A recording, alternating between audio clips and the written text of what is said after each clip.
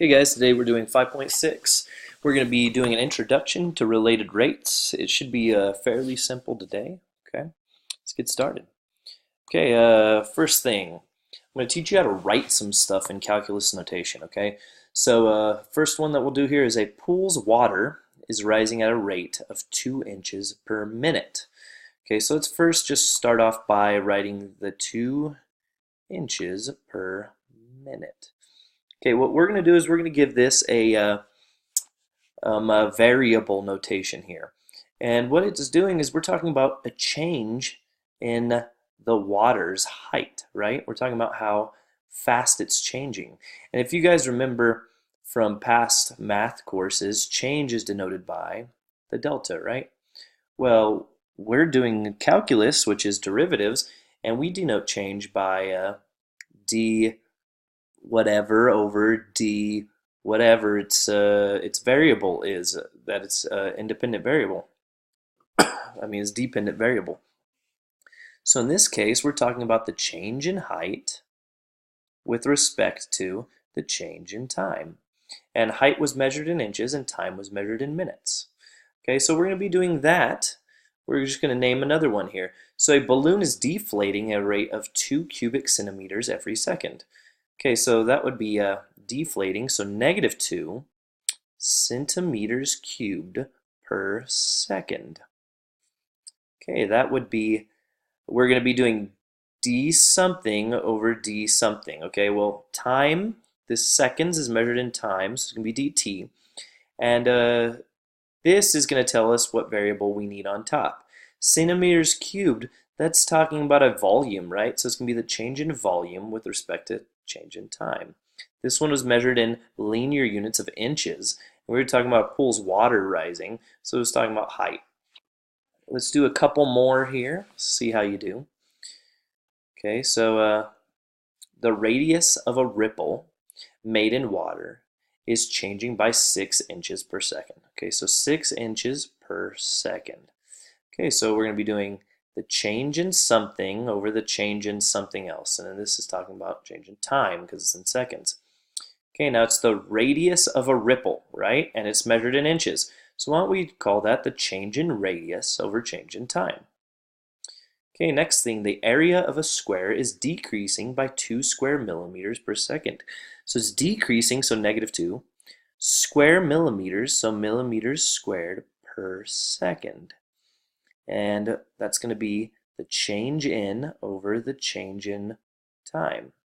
Okay, so it's change in some sort of a distance squared, which obviously is talking about the area. Change in area over change in time. Okay, that's how you do those.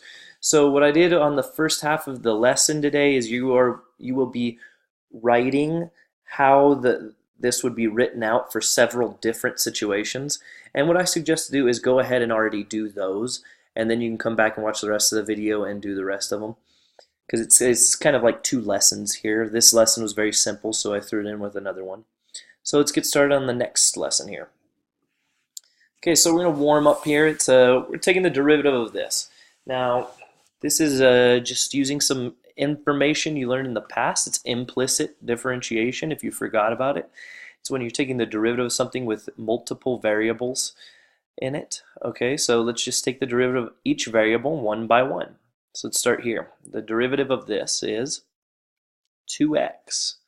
Okay, plus the derivative of this would be, move the 3 down, 6y squared. And remember, we are taking the derivative with respect to x's, so we are going to need to write a dy over dx at the end of that. Plus, if you notice here, this is going to be product rule, right? So I'll put parentheses like that. And the derivative, I'll rewrite the first one, x squared, take the derivative of this one, which the derivative of y is just dy over dx, because it's just 1, right? And then plus, rewrite this one, which is y, and take the derivative of that one, which is going to be 2x. And remember, we won't need to write anything after taking the derivative of an x, because we're taking the derivative with respect to x's. Equals, the derivative of 2 is just 0. Okay, so remember we're trying to calculate or find dy over dx, so we need to solve for the dy over dx. So next thing to do would be get rid of any parentheses and write this out in the simplest forms we can, and then we'll solve for dy over dx. So I'll just rewrite it, 2x plus 6y squared dy over dx. Plus, that positive gets distributed into everything, so it's bx squared dy over dx. Plus, and I'll move the 2 out into the front, and I will put the x first. Just force a habit. Okay, now remember we are trying to solve for dy over dx, and in order to do that, we keep them on, we're going to isolate dy over dx terms, so this one and this one, onto one side, and we'll move everything else to the other side. So I have 6y squared dy over dx plus x squared dy over dx equals, and we're going to move the 2xy over, and we're going to move the 2x over. We subtract both of them to the other side. And remember, the whole reason for doing that is because now we can factor out the dy over dx. And remember, if you don't remember how to do any of this, you can just go back to the PowerPoint or the lesson, implicit differentiation, and you can get a reminder or refresher on how to do this, because this is going to be used a lot in this lesson, this implicit differentiation. Okay, we factored out the dy over dx in here, and now we just divide by this whole thing. So we have the derivative dy over dx is equal to that thing, negative 2xy minus 2x all over 6y squared plus x squared. And that's the derivative. That's how you do implicit differentiation. Now we are going to be doing that, but with geometric functions that you guys learned throughout your schooling already. So let's give it a try here. So what we're going to be doing is we're going to be taking regular geometry functions that you guys have learned, okay? And we're going to be taking the derivative of them, okay? So let me see what I wrote here. For related rates, we're talking about the derivative formulas, yeah, that you guys learned throughout academics, okay? So find the derivative of area with respect to time. Okay, well, let's just step through this, okay? Now, if you notice, pi is a number, right? It's not a variable, so you can act like this is a 2 or a 3 or something. The only variable in here is r and a.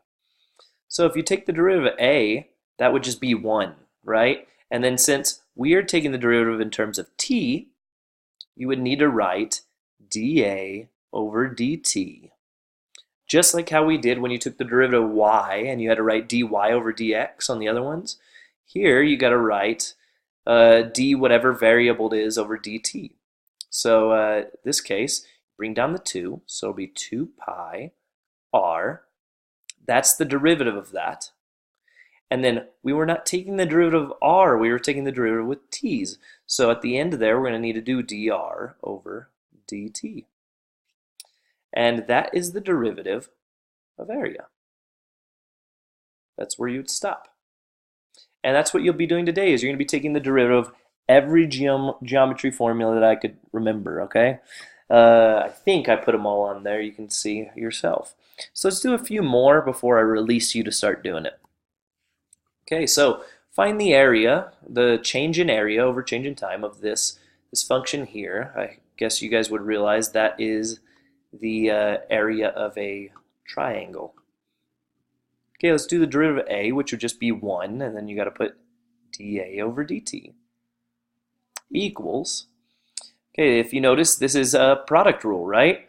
Now there's two ways to do it. You could imagine it being a half b and h, where you split it, or you can just put the half on the outside, which I'm going to do, and then imagine it like this, where it's product rule with just the b and the h, which I think is the easiest.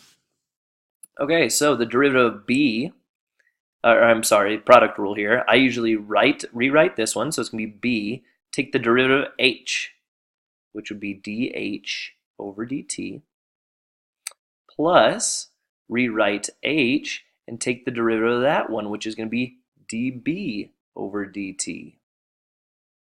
We're going to end our parentheses there. Okay, so now that right there would be the change in area over change in time for that function. Okay, that's for the area of a triangle. Let's do another one here. This might be the last one. Let's check. Yeah, this is the last one I got for you guys. Okay, we're going to be trying to find this is the surface area for a cylinder. We're going to be taking the derivative of it. Okay, the derivative of s would just be ds over dt equals, okay, the derivative of this right here. Remember, pi is a number, not a variable. So the 2 comes out in front. So we got 2 pi r. The new exponent is 1 because we subtract 1. And then we are taking the derivative with respect to t's. So we need to do dr over dt. Basically, you will be putting a d, whatever variable, over dt for every single derivative you take on these, okay? Because they're never going to be in terms of t. They're always going to be in terms of some other variables. Okay, so plus, okay, we got product rule on this with r and h. I'm going to do the same thing I did on the last one. I'm going to isolate that, so I'll put a 2 pi, and I'll put a parentheses here, and I'll do product rule here. So I'll rewrite it, so r, the derivative of h is dh over dt, because the derivative of h is really just 1, right? And you got to write dh over dt after you take the derivative of h. Plus, rewrite this one, which is h, and take the derivative of that, which the derivative of that would be dr over dt. And that's the derivative of that. Okay, now if you want, you could distribute that 2 pi in if you want to both those terms. But that's where I'm going to call it quits. I'm going to say that is the derivative for surface area. I don't know what happened to my line up there. And that is the derivative for surface area for a cylinder. Okay, and that's everything. Good luck on the rest of it.